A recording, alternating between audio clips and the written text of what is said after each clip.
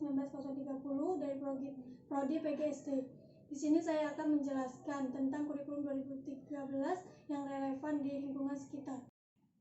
Dalam pencapaian tujuan pendidikan nasional yang sesuai dengan Undang-Undang Siddinas, haruslah memiliki produk kurikulum yang cocok dalam pengembangan proses belajar mengajar. Jika hal ini tidak berjalan sesuai dengan karakteristik kebutuhan proses belajar mengajar, maka tujuan untuk meningkatkan mutu pendidikan akan mengalami kegagalan. Kurikulum sebagai rancangan pendidikan mempunyai kedudukan yang cukup sentral dalam keseluruhan kegiatan pembelajaran, menentukan proses pelaksanaan dan hasil pendidikan. Mengingat pentingnya peran kurikulum dalam pendidikan dan dalam perkembangan pendidikan peserta didik, maka pengembangan kurikulum tidak bisa dikerjakan asal jadi. Perencanaan program pendidikan harus sesuai dengan kebutuhan masyarakat dan diorientasikan pada perkembangan ilmu pengetahuan dan teknologi yang sedang dan akan terjadi. Oleh karena itu, diharapkan kurikulum sekarang harus dirancang oleh guru bersama masyarakat pemakai.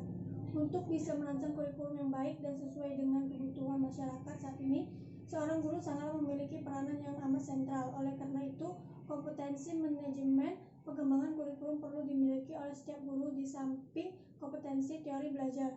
Saat ini, pemerintah selaku penanggung jawab utama bidang pendidikan sering mengeluarkan kebijakan penggantian kurikulum. Bahkan belakangan ini terjadi 2 kali pergantian kurikulum, baik ini dari KBK menjadi KTSP, yang notabene sama saja. Dunia pendidikan disibukkan dengan berbagai kegiatan ilmiah, pelatihan dan lain sebagainya dalam rangka sosialisasi kurikulum.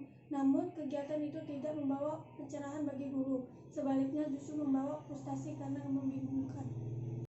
Model berbagai kegiatan ilmiah selama ini hanya mendengarkan orang berceramah tanpa action plan yang serius sehingga dapat dikembangkan dan diimplementasikan oleh guru setelah sampai di sekolah. Bahkan mungkin di ceramah itu hanya mampu secara teoretik, tapi miskin implementasi dan pengalaman, sehingga action plan yang dilakukan hanya untuk menghabiskan waktu kegiatan.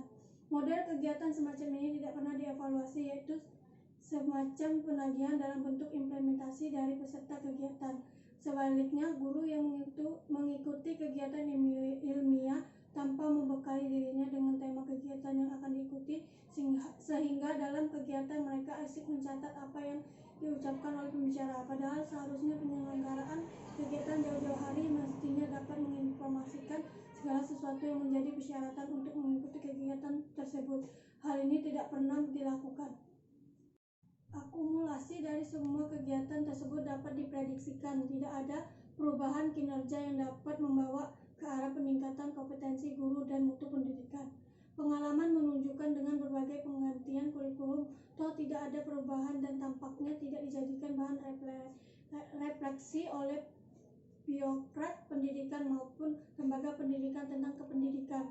Sudah terbukti berkali-kali bahwa pergantian kurikulum tidak dapat membawa perubahan dalam peningkatan mutu pendidikan. Berbagai kegiatan ilmiah, baik penataran guru, seminar, dan pelatihan-pelatihan kurang memberikan hasil yang memuaskan. Kiranya sudah waktunya diperkirakan bahwa memberi bekal manajemen perkembangan kurikulum, teori belajar, dan dasar-dasar manajemen mutu terpadu bagi guru dan coba guru sangat diperlukan. Di sini letak pentingnya LPTK yang mendidik calon guru dan yang akan menguji kompetensi guru. Guru saat ini dalam memandang kurikulum terlalu sempit, sebab masih banyak guru terlalu berpedoman pada silabus yang telah ditentukan.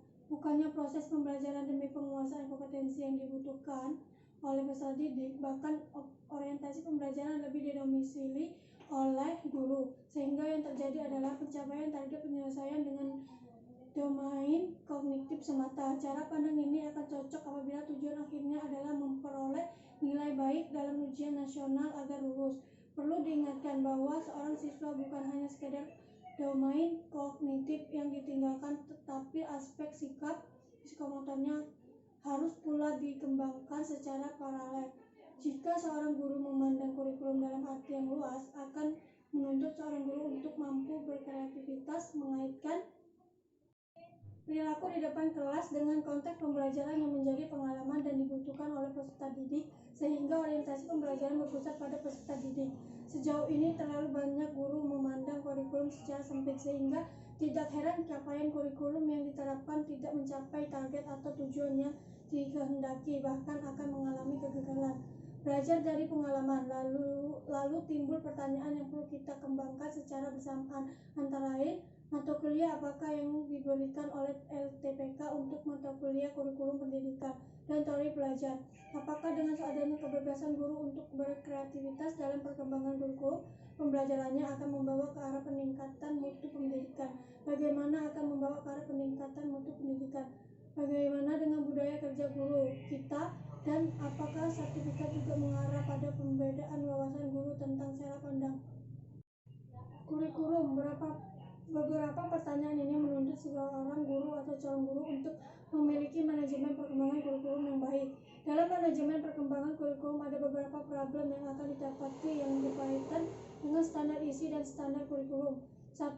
Bagaimana membatasi ruang lingkup atau keluasan materi. 2. Bagaimana mengkaitkan relevansi materi dengan kompetensi yang dibutuhkan.